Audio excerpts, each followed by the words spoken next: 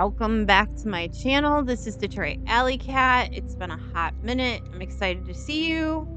If this is the first time you've ever been to my channel, I go through everything paranormal, anything weird, true crime. I do want to start doing horror unboxings, and I think that would be fun, like horror movie unboxings. And I am a very small time local movie producer, and I'm going to be putting out my first horror movie short coming up soon. Hopefully it's taking forever, but it's coming. It's coming. Also, I am the protector of all things small and furry. So if you hear a growling in the background, that is my Rottweiler Odin taking a hardcore nap. He actually makes the entire house kind of jiggle when he snores, and he is definitely doing that right now. And I am not going to wake him up for you. So let's just get right into it about what we're going to talk to you today about. Today we're going to talk to you about Gloria Ramirez, and as they refer to her as the toxic patient. So the interesting thing about Gloria Ramirez is that she ended up going into the hospital at 8:15 in 1994, and about 30 minutes later she passed away. But the the things that occurred while she was there was actually what made it so interesting. As she was at the hospital, I believe there was 26 people that came in contact with her and all fell ill. 5 of them ended up being hospitalized, and one of them ended up going into the ICU unit. So let's get into it. Let's talk about it. I always get it the wrong way. One day I'll have it the right way. Let's get spooky. That's a lot harder than you would think it is. So, before we jump into it, I would like to talk about my sponsor. That's me, Detroit AllyCat. I am not a brand new YouTuber. I'm just like can't do it all the time, but I really want to. So, I'm going to try to do this all the time. But I'm sponsoring my own video, and you don't have to use my code. You don't have to use anything. I would just really like it if you liked, subscribed, leave a comment. I'm a local creator here in Detroit, and it would make such a huge impact on my channel if you gave me some support. Anyway, back to my channel again. All right, so let's talk about Gloria Ramirez, 1994. I did actually do cliff notes, and the fun thing about this video is I'm not going to edit it because I was monetized and now I'm not monetized. So I just take that as we can be unedited, unfiltered. Doesn't Larry King do that? I think he does, and it's supposed to be like the greatest thing ever. I don't know if you're a fan of Larry King. I don't really watch him, so all right, so let's go to my cliff notes. It was around 8 p.m. in California, and Gloria Ramirez's boyfriend, Johnny Estrada, said that she was having nausea and she was vomiting, and he called 911. Now, to be clear, Gloria has stage 4 cervical cancer. So she's she's getting close to something bad happening. And it's 1994, so medical science is not where it is now in 2026. Even though I believe that medical science in the United States of America, and I'm going to say something really controversial. I love saying controversial things.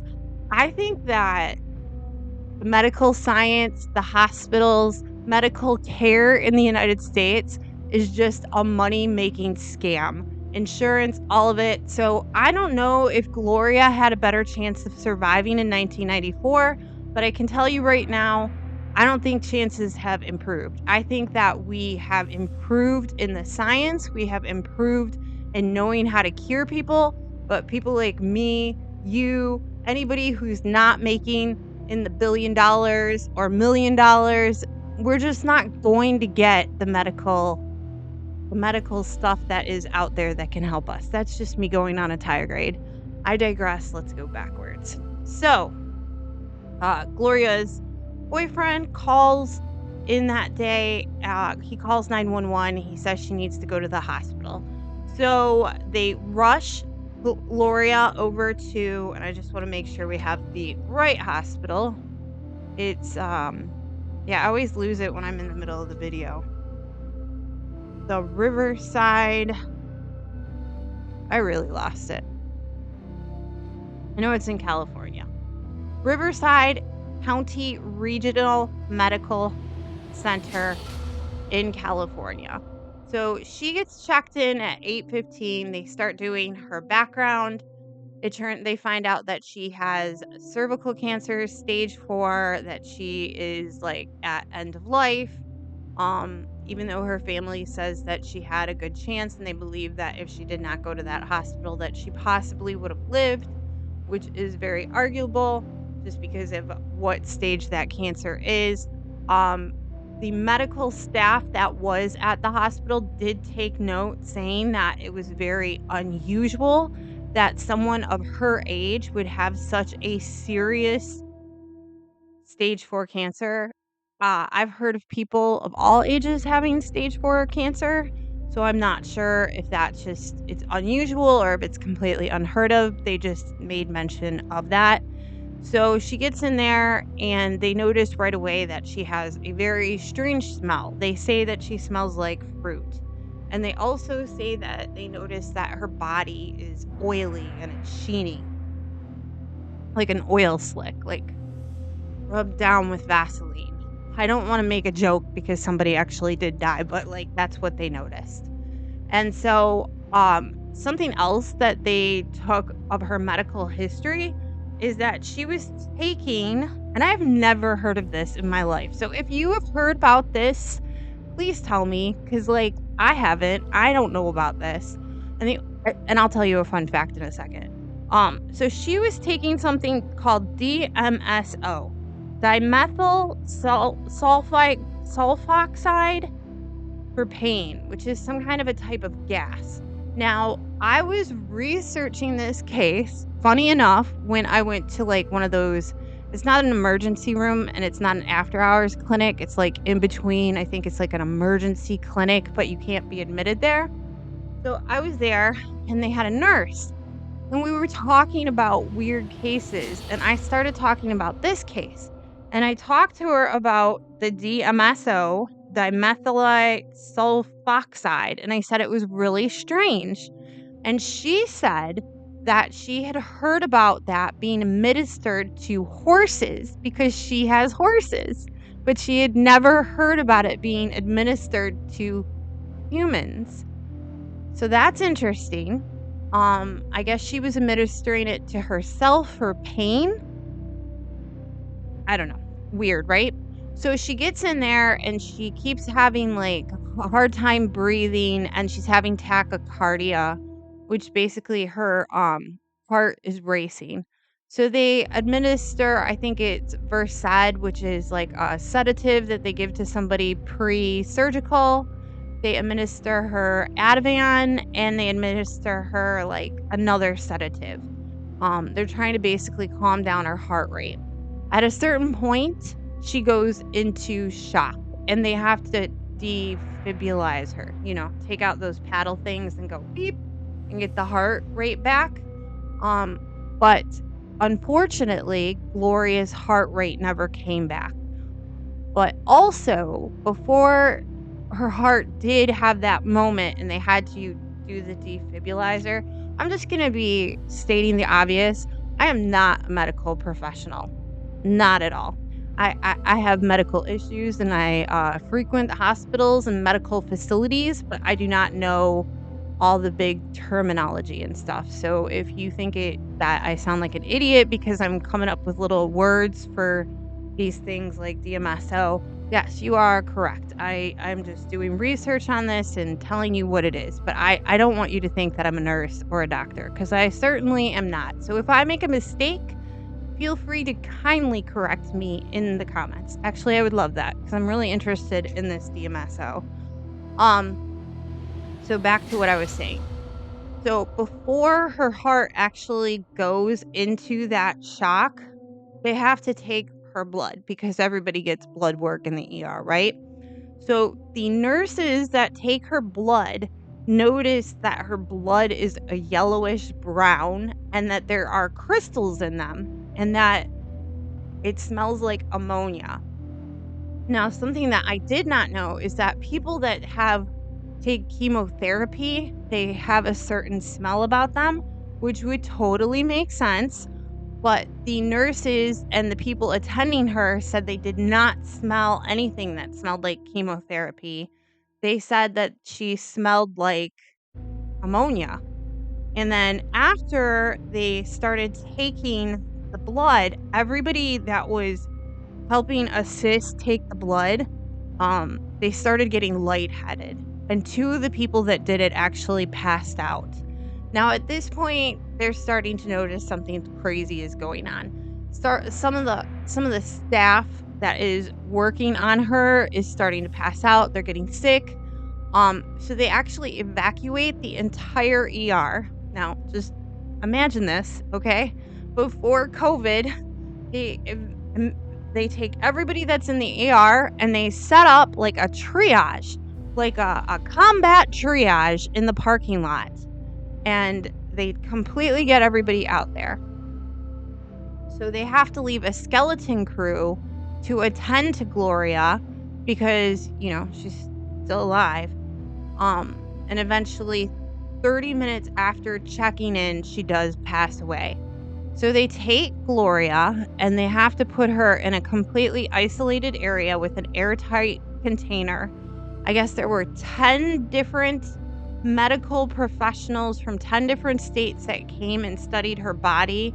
And the only explanation that they could come up to is that her body hit a certain temperature. And because she was taking the DMSO, that her body started to release um toxic gases into the air, but there's a group.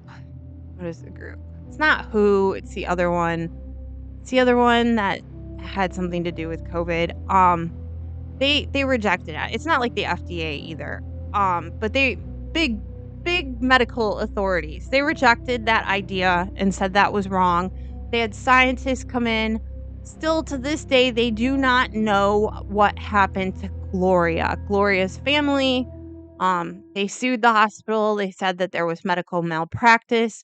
What's very interesting is that the hospital said they thought that all of the people that worked in the hospital got sick because of mass hysteria. Now, let's just talk about how I just don't trust hospitals, okay? So, mass hysteria, right? Okay, I'm sorry. It's just so ridiculous. One of the people that actually took care of Gloria, one of the people that took the blood of Gloria, ended up in the ICU. And I wrote this down because I feel like I act like I'm doing journalism from 1922. Um, she had um hepatitis and a vascular necrosis in her knee. Can somebody tell me how you get a vascular? Maybe it's a vascular, but it looks like a vascular. Let's just call it necrosis. Can somebody tell me how you get hepatitis and necrosis from mass hysteria? Or could somebody tell me how, like, maybe the hospital did something wrong and they're trying not to pay out cover up money or they're trying not to pay out money? That's just, you know, I'm probably gonna not get monetized because I'm doing the whole thing where I'm telling you that bad things happen at hospitals, but they do. Anyway, so, yeah, there's that lady that ended up in the ICU. Thankfully, everybody that ended up getting sick around Gloria got better, except I can't imagine the person who ended up with hepatitis and necrosis didn't have long-term effects from that for the rest of their lives. Not to mention, I hate saying stuff like this, but like I would have PTSD from this. Like, I don't know how you could be a nurse and you would treat somebody and you would be worried that by poking a needle in them that they would release a toxic gas, and instead of the hospital backing you up and telling you like some legit information about why stuff went down, they're just going to tell you, "You know what? You're not sick. This is all in your head and you guys are having mass hysteria." Okay. So I thought that that was a great case for me to tell you about because I'm coming back and I thought, there seems to be a lot of conspiracies going on right now. And I don't know. I would have to say this is a pretty good example of a cover up. So, Gloria Ramirez, rest in peace. The toxic patient, very interesting case. I thought it was worth covering. I hope you enjoyed my comeback after a month and a half of being gone. I hope you will stick around to see what I'm gonna do next because I have some stuff planned. Hopefully, I won't get too busy, but I missed you, YouTube. Please think about subscribing, sticking around, saying something quirky to me, and telling me how much you love my channel. Anyway, stay safe, stay spooky, and have a beautiful day. That was brand new.